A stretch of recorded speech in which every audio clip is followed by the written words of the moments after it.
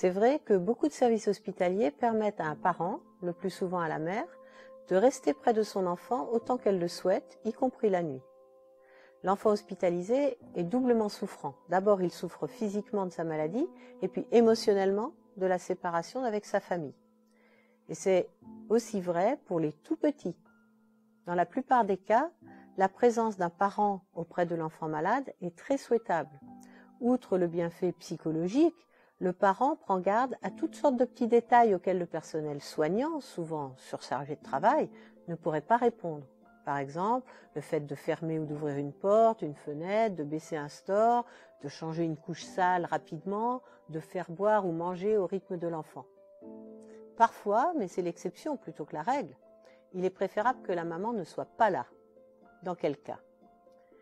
D'abord, si l'état de votre enfant nécessite des soins exigeant la présence quasi continue du personnel soignant à son chevet. Dans ce cas, on se sent souvent de trop, gênant les actes techniques, mais en réalité, ces périodes sont souvent limitées dans le temps et vous pouvez sortir momentanément de la chambre.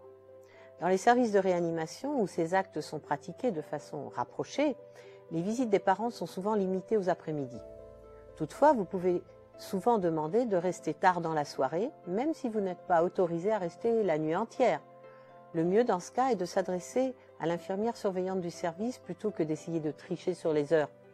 Les soignants sont souvent très compréhensifs et cela augmentera le capital de confiance tellement précieux entre vous et les soignants. Parfois, c'est l'état même de la maman qui est en question. Il se peut qu'elle soit déjà épuisée par la charge de l'enfant avant l'hospitalisation. Il est alors plus utile qu'elle se repose la première nuit chez elle avant de revenir plus en forme le lendemain. Elle pourra ensuite décider si elle reste la nuit ou pas. Chaque cas est différent, il n'existe pas de règle en la matière. C'est une bonne communication entre les deux parents d'une part, entre les parents et l'équipe soignante d'autre part, qui sera essentielle au bon déroulement de ce moment éprouvant pour toute la famille. S'il est possible que le papa relaie la maman au chevet de l'enfant certaines nuits, c'est très bénéfique pour tous. La maman, même si elle a été plus impliquée jusque-là, doit alors faire confiance au papa et le lui exprimer. Parfois, ce sont les obligations de la vie sociale qui ne le permettent pas. Vous devez travailler ou vous occuper des autres enfants. D'ailleurs, vous dites que vous avez un autre enfant. Attention, si vous passez la plupart de votre temps à l'hôpital, le frère ou la sœur va forcément se sentir un peu abandonné. On pense souvent que ce n'est pas bien grave, qu'il s'en remettra facilement, ou bien même on n'y pense pas parce qu'on est tellement occupé par l'enfant malade. En réalité, les conséquences sont souvent graves psychologiquement.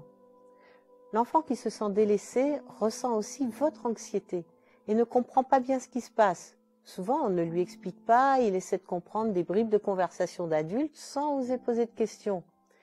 S'il s'agit d'une courte période, expliquez à votre enfant bien portant que vous devez vous absenter quelques jours pour vous occuper de son frère ou de sa sœur et décrivez avec des mots simples la maladie ou l'opération à venir. Votre famille devra alors s'organiser le plus vite possible et faire appel aux parents et aux amis. Ainsi, le frère ou la sœur pourra être reçu par un copain qu'il aime bien. On trouve souvent des amis très accueillants, avec des enfants du même âge, très heureux de pouvoir aider ainsi. Quand notre fille Anne a été hospitalisée pendant 9 mois, une famille voisine invitait régulièrement notre fils de 3 ans et d'autres voisins nous invitaient à dîner chaque dimanche. Même si dans ma tête j'étais toujours un peu à l'hôpital avec ma fille, ça m'a obligée à garder un réseau social et à ne pas m'enfermer sur moi-même. Si la situation se prolonge, repensez toute organisation familiale. Lorsque la maladie s'impose dans une famille, pour longtemps, on ne peut ni la nier ni la refuser. On doit donc s'adapter. Cela entraîne parfois des changements importants, comme un déménagement par exemple, pour être plus proche du centre de soins, ou bien une réduction du temps de travail. Peut-être que l'un des parents pourra se mettre à mi-temps. En France, il existe un congé de présence parentale dans le cas d'une maladie ou d'un accident d'une extrême gravité d'un enfant de moins de 21 ans. Renseignez-vous auprès de la CAF. Peut-être vous vous sentez trop déboussolé pour vous occuper de toutes ces démarches. Si possible, faites-vous aider par une assistante sociale du service hospitalier. En conclusion, je vous répondrai oui. Si la possibilité vous est donnée de rester auprès de votre enfant malade, faites-le tant que vous êtes en état de le faire sereinement. Ne surpassez pas vos limites. Vous n'avez pas à être une superwoman. Dès que vous vous sentez mal, épuisé, irritable ou déprimé, faites-vous aider. Passez la main. le papa ou d'autres proches, ou même le service hospitalier, seront alors le relais nécessaire.